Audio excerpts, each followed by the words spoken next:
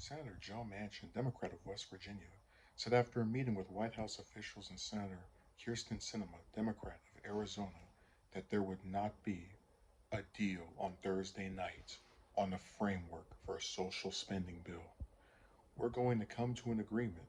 I'm trying to make sure they understand I'm at 1.5 trillion, Manchin told reporters after the meeting with Sinema, White House Domestic Policy Advisor Susan Rice, and Senior Advisor Brian Deese, but pressed if that agreement was possible on Thursday night, as Democratic leaders had hoped. He added, I don't see a deal tonight.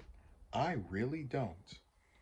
Manchin's comments are a blow to the hopes of Democratic leadership, who wanted to try to work out an agreement on the reconciliation package that would convince progressives to support a quick vote on the Senate passed bipartisan infrastructure bill.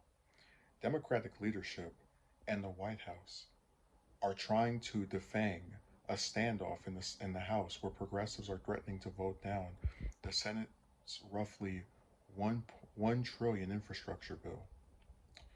House Speaker Nancy Pelosi and a group of House moderates had agreed to bring up the Senate bill by Monday, but Pelosi then delayed that until Thursday in order to buy more time to work out an agreement. What a waste of 3 days.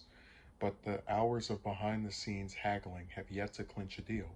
Sinema and Manchin both left the Capitol after the meeting with White House officials.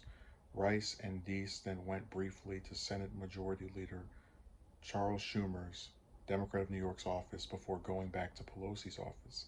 Manchin didn't give a response, didn't give reporters a hard timeline for coming up to an agreement, except that he hoped that it was soon. I mean, we're working as hard as we can. No one's given up, he added, especially not him.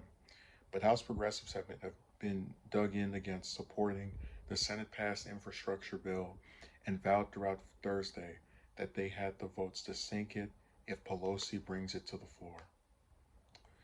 So it's always hard to feel bad for Democrats because they have these politicians who actively destroy and are antagonistic to their wants and proposals more so than the Republicans. Um, and then what happens, right, is that you start seeing a pattern with the same people, Manchin, Cinema, same couple of characters, right? And then after they get disappointed to some capacity and talk about we need to do this, it's so urgent. They don't put pressure on these people. They don't actively tweet about how what they're doing is depriving people of the basic needs that can be met if they pass this landmark bill of 3.5 trillion that they're trying to cram out because of its supposed urgency. They just tuck their tails between their legs and go, well, I guess that's just his disagreement. It's like Manchin is telling them, I won't even give you half of the money you want for your bill. But they just capitulate to him. And then, when the stuff doesn't pass, I guess we just have to try something else. And Manchin, he's someone I cover as much as I do because he's a very important senator. He's been a very important senator pretty much since he got in the Senate, but especially over the Trump years and then now in the Biden era. And it's like, people in Washington just never learn their lesson.